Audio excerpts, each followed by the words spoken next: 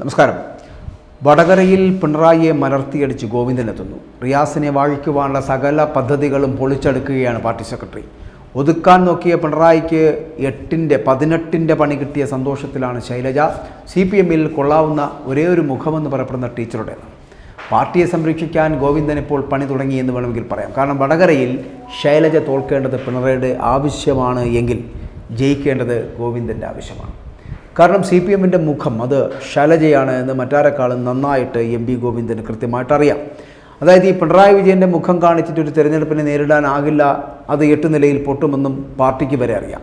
CPM-ൽ കൊള്ളാവുന്ന അത്തരത്തിലുള്ളൊരു മുഖമെന്ന് പറയപ്പെടുന്ന ഒരേ ഒരു മുഖമെന്ന് പറയുന്ന ശൈലജയാണ്. ഈ മർമ്മത്തിൽ പിടിച്ചു കയറാൻ ഗോവിന്ദൻ പണി 18 ഇപ്പോൾ നോക്കുകയാണ്. എന്നാൽ ശൈലജയുടെ മുഖം വികൃതമാക്കാൻ ചില്ലറ കളിയല്ല ഈ പിണറായി കളിക്കുന്നത് എന്നുള്ളതാണ്. പാനൂരിലെ ബോംബ് സ്ഫോടനം മുതൽ മോർഫ് ചെയ്ത വീഡിയോ വിവാദം വരെ കത്തിച്ചതിനും പിന്നിൽ ഈ പിണറായി വിജയൻ്റെ കയ്യൊപ്പുണ്ട് എന്ന് പറയേണ്ടി വരും. പിണറായി വിജയൻ്റെ പ്ലാൻ പൊളിച്ചടുക്കി രംഗത്ത് വന്നതെല്ലാം ഈ MP ഗോവിന്ദനാണ്. കാരണം ശൈലജയെ ഒളിഞ്ഞും തെളിഞ്ഞുമൊക്കെ സംരക്ഷിച്ചു നിർത്തുവാൻ പാർട്ടി സെക്രട്ടറി വല്ലാതെ ശ്രമിക്കുന്നുണ്ട് എന്നുള്ളതാണ്. വടകരയിൽ ഷാഫിക്ക് വേണ്ടി വലിയ ഓളമുണ്ടാക്കി കോൺഗ്രസ് മുമ്പോട്ട് പോകുമ്പോഴും ശൈലജ ചിറ്റർ ജയിക്കണമെന്ന് വടകരയിൽ ഒരുപറ്റം മനുഷ്യർ ഒരു നിലപാട് വ്യക്തമാക്കുന്നുണ്ട്. CPM എന്നതിനപ്പുറം ശൈലജ എന്ന വ്യക്തിയോടുള്ള വലിയ സ്നേഹമാണ് ഈ വടകരക്കാർ പ്രകടിപ്പിക്കുന്നത്. കേരളത്തിനൊരു വനിതാ മുഖ്യമന്ത്രി ഉണ്ടാകേണ്ടതുണ്ട്, അങ്ങനെ ഉണ്ടാകണം, അത് ശൈലജ ആയിരിക്കണമെന്ന വലിയ ആഗ്രഹം കേരളത്തിൻ്റെ ഒരു പൊതുവികാരമായി നിലനിൽക്കുന്നുണ്ട്. ശൈലജയോടുള്ള ജനങ്ങളുടെ ഈ വികാരം മുതലെടുക്കാൻ MP ഗോവിന്ദൻ പാർട്ടി സെക്രട്ടറി പരമാവധി ശ്രമിക്കുകയും ചെയ്തു. എന്നാൽ അപ്പോഴും പിണറായി തുടക്കത്തിലെ ഒരു പണി വെച്ചത് കാരണം, അതായത് ലോക്സഭാ തെരഞ്ഞെടുപ്പിൽ ശൈലജയെ സ്ഥാനാർത്ഥിയാക്കി നിർത്തിയത് തന്നെ മുഖ്യൻ്റെ കുതന്ത്രമാണ് എന്നുള്ളതാണ്. ഞാൻ പലവട്ടം പറഞ്ഞതാണ്. ജയിച്ചാൽ പാർലമെൻറ്റിലേക്ക് ഓടിക്കാം, തോറ്റാൽ ശൈലജയുടെ രാഷ്ട്രീയ ഭാവി തന്നെ ഇല്ലാതാക്കാം എന്നുള്ളതാണ് അദ്ദേഹത്തിൻ്റെ കണ്ടെത്തൽ. റിയാസിന് വേണ്ടി വഴിവെട്ടുന്ന പിണറായിയുടെ പാർട്ടിയുടെ കഴുക്കോളിളകുന്നത് അദ്ദേഹം ശ്രദ്ധിക്കുന്നതേയില്ല. ശൈലജയെ ഒതുക്കി നിർത്തുന്നത് നല്ലതിനല്ല എന്നുള്ളത് വളരെ കൃത്യമായി അറിയാവുന്നത് MP ഗോവിന്ദന് മാത്രമാണ്. വരാൻ പോകുന്ന നിയമസഭാ തെരഞ്ഞെടുപ്പിൽ ഏത് മുഖം പുറത്തു കാണിക്കും? ഇത് ഗോവിന്ദനെ അലട്ടുന്ന പ്രധാന പ്രശ്നങ്ങളിലൊന്നാണ്. CPM നേതാക്കളെല്ലാം അഴിമതിക്കാരും ധാർഷ്ട്യക്കാരും കോർപ്പറേറ്റുകളുമാണ് എന്ന് ജനങ്ങൾ ഇപ്പോൾ പറയുകയാണ്. ഈ പാർട്ടി ജനങ്ങളുടേതല്ല എന്നവർ വിധി എഴുതി കഴിഞ്ഞിരിക്കുകയാണ്. അതിനിടയിലും ജനകീയ മുഖമെന്ന് പറയപ്പെടുന്നത് ശൈലജയാണ്. പാർട്ടിയുടെ നട്ടെല്ല് പിണറായിയല്ല, ശൈലജയാണ്. പിണറായി എത്രയൊക്കെ ചവിട്ടി താഴ്ത്താൻ നോക്കിയിരുന്നാലും ശരി, അവരുടെ തട്ട് അത് താണു തന്നെ ഇരിക്കും. റിയാസിനെ മുഖ്യമന്ത്രിയായി വാഴിക്കാമെന്നുള്ള മുഖ്യമന്ത്രിയുടെ അതിബുദ്ധിയും മനക്കോട്ടകെട്ടലും മാത്രമാണ് എന്ന് പറയേണ്ടി വരും. പിണറായി കാലം കഴിഞ്ഞാൽ റിയാസ് പിന്നെ കറിവേപ്പില എന്ന പോലെ തൂക്കി പുറത്തിടേണ്ടി വരും. അത് അറിയാവുന്ന മുഖ്യൻ പടിയിറങ്ങുന്നതിന് മുൻപ് തന്നെ റിയാസിനെ തിരികെ കയറ്റുവാനുള്ള ഓട്ടത്തിലാണ് എന്ന് പറയേണ്ടി വരും. അതിനാലാണ് ശൈലജയെ ഒതുക്കുന്നത്. പാർട്ടിയിൽ പലർക്കും റിയാസിനെ അത്ര പിടുത്തമല്ല. കണ്ണൂർ CPM സംഘം അവസരം കിട്ടിയാൽ റിയാസിനെ ചവിട്ടി പുറത്താക്കുക തന്നെ ചെയ്യും.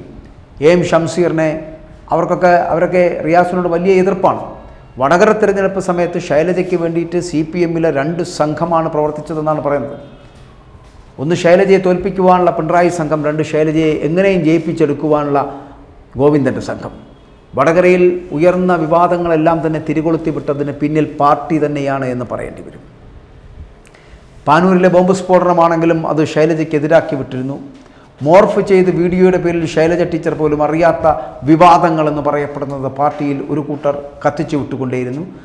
RMB നേതാവായിട്ടുള്ള ഹരിഹരൻ ശൈലജയെ ആക്ഷേപിച്ചത് വലിയ വിവാദമാവുകയും ചെയ്തു. അങ്ങനെ ശൈലജയെ പിന്തുണച്ച് ജനങ്ങൾ ഒന്നിച്ച്, എന്നാൽ അതും പൊളിച്ചെടുക്കുന്ന തരത്തിലേക്ക് പാർട്ടി എത്തപ്പെടുന്നു. ഹരിഹരൻ്റെ വീടിന് നേരെ ബോംബെറിഞ്ഞ് വീണ്ടും പ്രതിസന്ധി ഉണ്ടാക്കുവാൻ ശ്രമിച്ചു. ഇതെല്ലാം ശൈലജ ടീച്ചർക്ക് 8 പണി ആയിട്ടും വരികയാണ്. വടകര ലോക്സഭാ മണ്ഡലത്തിൽ LDF സ്ഥാനാർത്ഥിയായിട്ടുള്ള KK ശൈലജയ്ക്ക് തന്നെയാണ് നേരിയ മുൻതൂക്കമെന്ന് പറയാതിരിക്കാൻ കഴിയില്ല. അതുതന്നെയാണ് CPM-ൻ്റെയും വിലയിരുത്തൽ.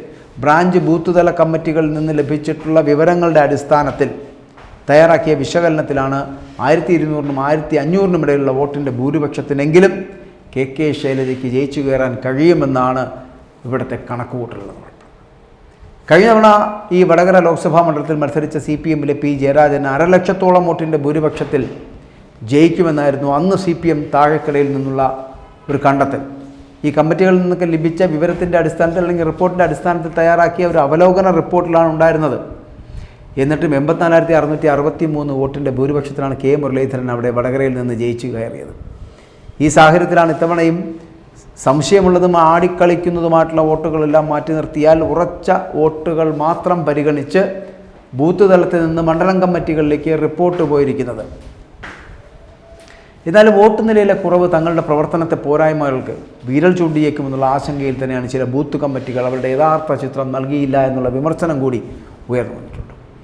കഴിഞ്ഞ തവണത്തെ അപേക്ഷിച്ചിട്ട് തലശ്ശേരി, കൂത്തുപറമ്പ് നിയമസഭാ മണ്ഡലങ്ങളിൽ LDFന് ഇത്തവണ ഒരല്പം മേൽക്കോയ്മ ഉണ്ടാകുവാനുള്ള സാധ്യതയുണ്ട്. അതാണ് അന്തിമമായിട്ടുള്ളൊരു അവലോകനം എന്ന് പറയുന്നത്. വടകരയിലും കൊയിലാണ്ടിയിലും പേരാമ്പ്ര, കുറ്റ്യാടി, നാദാപുരം എന്നിവിടങ്ങളിൽ UDFന് തന്നെയാകും മുന്നേറ്റം. അവർ ഇത്തവണയും അവിടെ മേൽക്കൈ നേടുമെന്നാണ് പറയപ്പെടുന്നത്. പേരാമ്പ്ര, കുറ്റ്യാടി, നാദാപുരം അസംബ്ലി മണ്ഡലങ്ങളിൽ അടിയൊഴുക്ക് ശക്തമാണ് എന്നുള്ള വിലയിരുത്തലിലാണ് പാർട്ടിയുള്ളത്. വടകരയിൽ കോൺഗ്രസ് നേതാവും നിലവിലെ MP-യുമായിട്ടുള്ള K. മുരളീധരൻ വീണ്ടും സ്ഥാനാർത്ഥിയാവുമെന്ന നിഗമനത്തിലാണ് വടകര തിരിച്ചുപിടിക്കുവാൻ മുൻ ആരോഗ്യമന്ത്രിയും CPM-ൻ്റെ കേന്ദ്ര കമ്മിറ്റി അംഗവുമായിട്ടുള്ള KK ശൈലജയെ രംഗത്തിറക്കിയത്. പ്രചാരണത്തിൻ്റെ ആദ്യഘട്ടത്തിൽ തന്നെ അവർ ഏറെ മുന്നോട്ട് പോകുന്നൊരു കാഴ്ചയുണ്ടായിരുന്നു. എന്നാൽ പാലക്കാട് MLA ആയിട്ടുള്ള ഷാഫി പറമ്പിലിനെ UDFൻ്റെ സ്ഥാനാർത്ഥിയാക്കിയതോടുകൂടി വടകരയിലെ തിരഞ്ഞെടുപ്പ് രംഗം എന്ന് പറയപ്പെടുന്ന മറ്റൊരു തലത്തിലേക്ക് പെട്ടുപോയി, അല്ലെങ്കിൽ പെട്ടെന്ന് എത്തുകയായിരുന്നു എന്നുള്ളതാണ്.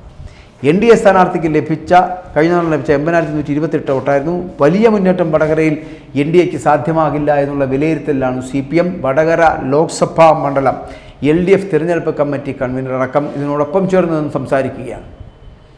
അവരുടെ അന്തിമ വിശകലന റിപ്പോർട്ടുകൾ പറയുന്നത് എന്ന് പറയുന്ന ചെറിയൊരു മാർജിനാണെങ്കിലും, അതായത് 1200 1500 വോട്ടിനാണെങ്കിലും KK ശൈലജ വടകരയിൽ നിന്ന് വിജയിക്കുമെന്നുള്ളതാണ്. വടകരയിൽ നിന്ന് അങ്ങനെ വിജയിച്ചു കയറുവാൻ KK ശൈലജയ്ക്കായാൽ അത് പിണറായി വിജയൻ്റെ വിജയം കൂടിയാണ്. അല്ല, പരാജയത്തിലേക്കാണ് പോകുന്നതെങ്കിൽ അത് ശൈലജയുടെ പരാജയമായിരിക്കും. അപ്പോഴും അത് പിണറായി വിജയൻ്റെ വിജയം തന്നെയായിരിക്കും. കാരണം ശൈലജയെ ഒതുക്കുക എന്നുള്ളത് മാത്രമാണ് പിണറായി വിജയൻ്റെ ലക്ഷ്യം. അതുകൊണ്ട് തന്നെയാണ് ഡൽഹിയിലേക്ക് പറഞ്ഞയക്കുവാൻ, അത് 1000 വോട്ടിനോ 1500 വോട്ടിനോ 2 വോട്ടിനെങ്കിലും ശൈലജയെ വിജയിപ്പിച്ച് ഡൽഹിയിലേക്ക് പറഞ്ഞു വിടുക. മുഖ്യമന്ത്രി കസേരയിലേക്കും കേരള നിയമസഭയിലേക്കും ഇനി ഒരിക്കലും KK ശൈലജയെ കൊണ്ടുവരരുത് എന്നുള്ള തീരുമാനത്തിൻ്റെ ഭാഗമായിട്ടാണത്. പകരം റിയാസിനെ മുഖ്യമന്ത്രി സ്ഥാനത്തേക്ക് കൊണ്ടുവരിക, റിയാസിനെ പാർട്ടിയിലെ ശക്തനാക്കി കൊണ്ടുവരിക എന്നൊരു ലക്ഷ്യത്തോടു കൂടിയുള്ള പ്രവർത്തനങ്ങൾ, തന്ത്രങ്ങൾ പിണറായി വിജയൻ മെനയുന്നുണ്ട്. പക്ഷേ പാർട്ടിയും പാർട്ടിക്കാരും അണികളും നേതാക്കളുമാരും മണ്ടന്മാരല്ല എന്നുള്ള സത്യം പിണറായി വിജയൻ തിരിച്ചറിയാൻ പോവുകയാണ്. പിണറായി വിജയൻ ഒന്ന് താഴുമ്പോൾ, അല്ലെങ്കിൽ ഒരു പടി ഇറങ്ങുമ്പോൾ മാത്രമായിരിക്കും അത് മനസ്സിലാക്കാൻ പോകുന്നത്. പാർട്ടി 8ൻ്റെ പണി പിണറായിക്ക് നൽകുക തന്നെ ചെയ്യും.